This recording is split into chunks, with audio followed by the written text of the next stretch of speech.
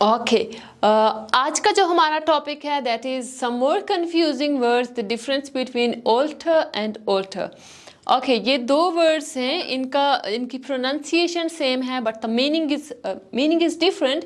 अब जो वर्ड है हमारे पास क्या है, ये दैट इज ऑल्टर। ये कब यूज़ किया जाता है? ये एक प्लेस, ये इसका मीनिंग ये भी होता है कुर्बान गाह, जहाँ पे ना लोग सेक्रीफाइसेस करते हैं, लाइक जानवरों को ज़बह करते हैं, ठीक है, specially on Eid al Adha. And the second word is, ये एक प्लेस होती है, एलिवेटेड प्लेस। अब एलिवेटेड क्या होती है? हाई, बुलंद या हाई प्लेस आप कह सकते हैं। Like a type of table की तरह होता है, where religious ceremonies are performed और where offerings are left for the goods or spirits। अब ये सेम है क्योंकि हर रिलीजन की लाइक डिफरेंट ट्रेडिशंस हैं, but in Islam this is called, इसको क्या कहते हैं? कुर्बान का alter.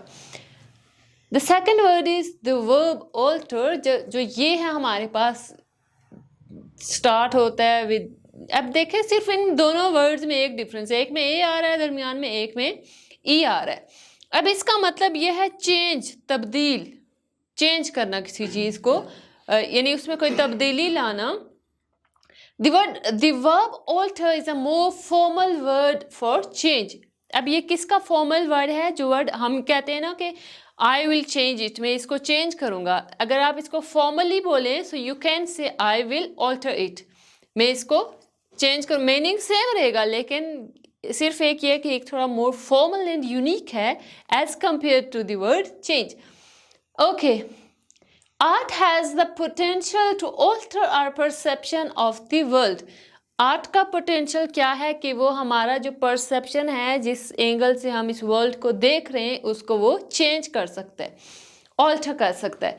These vegetables have been genetically altered to be richer in vitamins. इन वेजिटेबल्स या सब्जियों को क्या किया गया कि जेनेटिकली इनको चेंज किया गया ताकि इनकी जो स्पेशलिटी है वो चेंज हो सके, ठीक है। Okay, you can republish the article in its original form, it may not be altered. वो कह रहा है कि आपका जो अपना आर्टिकल है ना, आप उसको रिपब्लिश कर सकते हो, it may not be in its original form. Original form को उसको आप अपलोड करो क्योंकि हो सकता है कि उसमें कोई तब्दीली ना आ सके, it may not be altered, ये चेंज नहीं हो सकता। द सेकेंड थिंग इज, अगर हम इसकी नाउन फॉर्म की बात करें, अभी जो हम डिस्कस कर रहे थे the word alter, it means that this is a verb. ये हम वर्ब फॉर्म को डिस्कस कर रहे थे। If we discuss the noun, so इसका नाउन क्या है? The noun is alteration. अब जो ऑल्टर है ना, फर्स्ट वन दैट इज, ये तो ऑब्वियसली एक नाउन है ना, एक प्लेस है, एक जगह को बता रहा है। अब जगह तो नाउन है, उसको हम वर्ब में कन्वर्ट नहीं कर सकते, but we can convert a verb into noun. इस वर्ब को हम ऑल्टर को नाउन में कन्वर्ट कैसे करेंगे? ऑल्टरेशन मीन तब्दीली। वो इमरान खान का नारा है ना, तब्दीली आ नहीं रही बल्कि आ चुकी है। So same is the case with this word alteration. I made a few alterations to the project proposal। मैंने जो प्रोजेक्ट प्रपोजल है उसमें कुछ तब्दीलियाँ की, उसमें कुछ changings lie, alterations। I made a few changes to the project। अब आप यहाँ पे few changes भी कर सकते हैं, लेकिन जो changes वर्ड है that is informal, और ये क्या है हमारे पास? this one is more formal। May I suggest one alteration to the schedule for the conference? क्या मैं जो कॉन्फ्रेंस का स्केजल है तो उसमें कुछ चेंजिंग या तब्दीली सजेस्ट कर सकता हूँ? So you can use it in questions as well.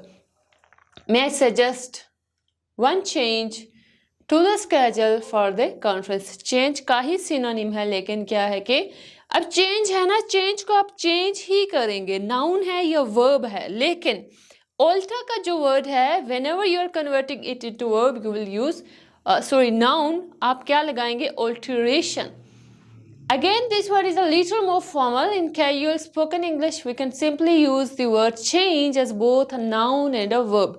जो आपने पढ़ा भी कि जो change है वो noun भी हो सकता है और वो verb भी हो सकता है। उसके बाद हमारे पास वर्ड्स हैं that is although and even though. अब ये वर्ड्स क्यों यूज किए जाते हैं? These are use to show contrast, these are use to show difference. और ये हमारे पास है कंजक्शंस। कंजक्शंस मैंने आप लोग को पढ़ाए थे कि दैट आर वर्ड्स, वो क्यों यूज किए जाते हैं? Use to connect phrases, words, clauses are as well as, अगर आप डिपेंडेंट और इंडिपेंडेंट क्लॉजेस हैं या जो भी क्लॉजेस की टाइप्स हैं या वर्ड्स हैं या फ्रेजेस हैं, उनको ये कनेक्ट करते।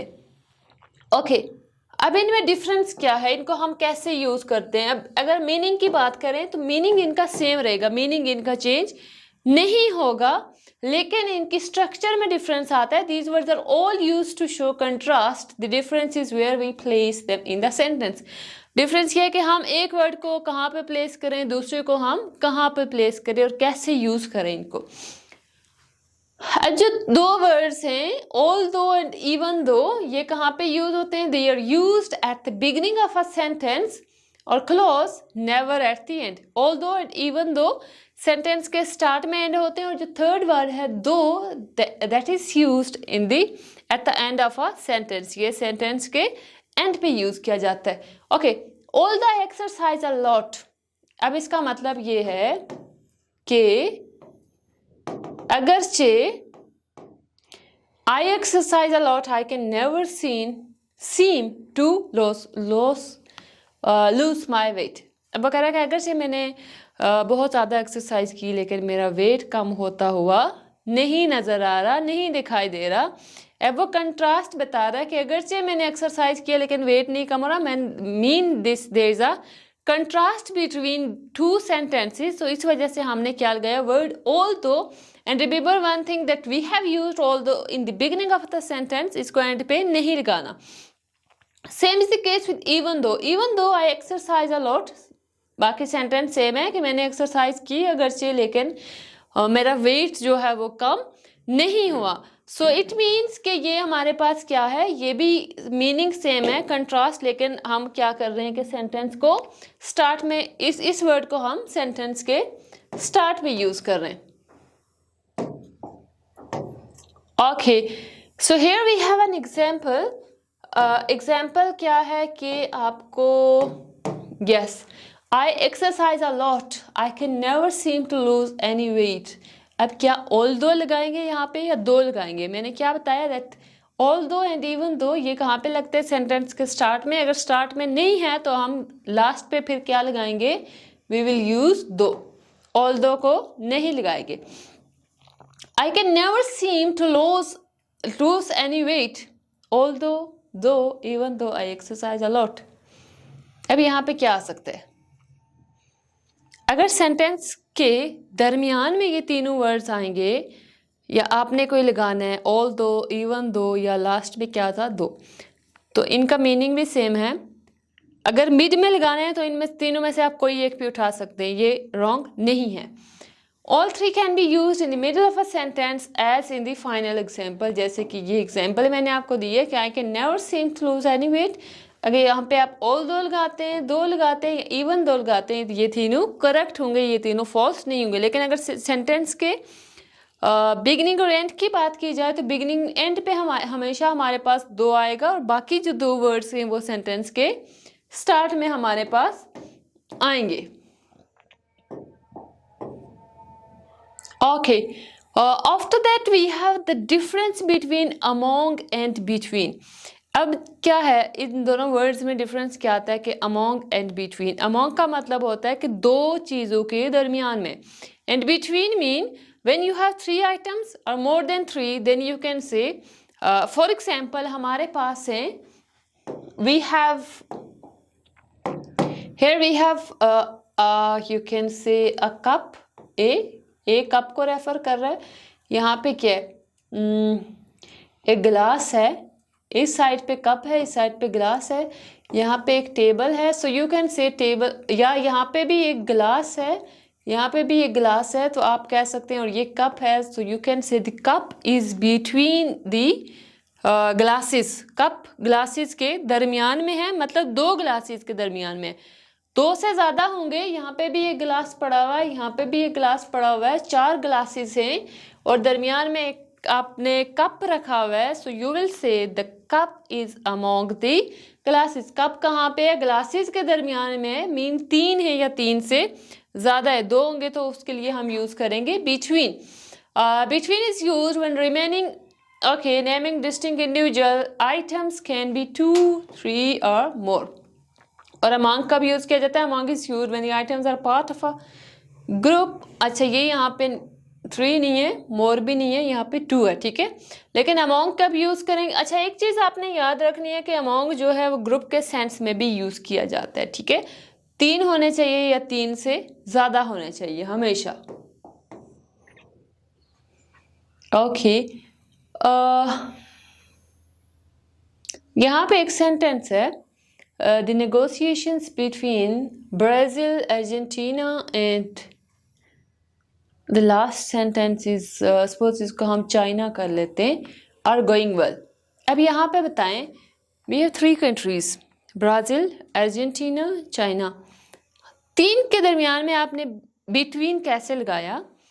अब आप देख सकते हैं कि we are talking about between Brazil, Argentina and China. ये हमारे पास, इसको हम एक सेंस लेंगे, ये 2 कंट्रीज हैं, और last one is we have and China. वो एक साइड पे हो गया और ये 2 हो गए, दो अलग अलग कंट्रीज है, so that's why we are using this. और क्या है कि एक minute, yes, I am trying to decide between the green shirt, the blue shirt and the black shirt. अब यहाँ पे क्या है, ये आपको 3 चीज़ें दी गई हैं, 3 आइटम्स दी गई हैं, लेकिन ये क्या है कि ये सेपरेट हैं। अगर आप इंडिविजुअलिटी की बात करेंगे, अगर सपोज 2 चीज़ें सेम हैं, उनके दरमियान में कुछ है, तो उसको आप बोलेंगे बिटवीन। लेकिन सेपरेट आइटम्स हैं, तो सेपरेट आइटम्स के लिए भी आप बिटवीन यूज़ करेंगे। और अमोंग क्या होगा कि अगर ग्रुप है, ग्रुप के दरमियान में कोई चीज़ है, that is called among. Like I am trying to decide among these 3 shirts. These 3 shirts mean कि आपके पास ग्रुप ऑफ शर्ट्स हैं 3, अब कोई भी हो सकती है, बहुत सारी शर्ट्स पड़ी हुई, आप करेंगे I am unable to decide among these 3 shirts या दीज शर्ट्स। लेकिन अलग अलग शर्ट्स के बारे में बता रहे हैं, white, pink, blue, so you will use between. Okay, ये हमारे पास वर्ड्स थे। सो अगर आप इंटरेस्टेड हैं और लाइक ग्रामर के रूल्स सीखने में, और you are interested to join और interested in joining our classes, you can join us in Yashal English House, which is located at Midway Shopping Mall, 6th Road, Rawalpindi. Thank you so much.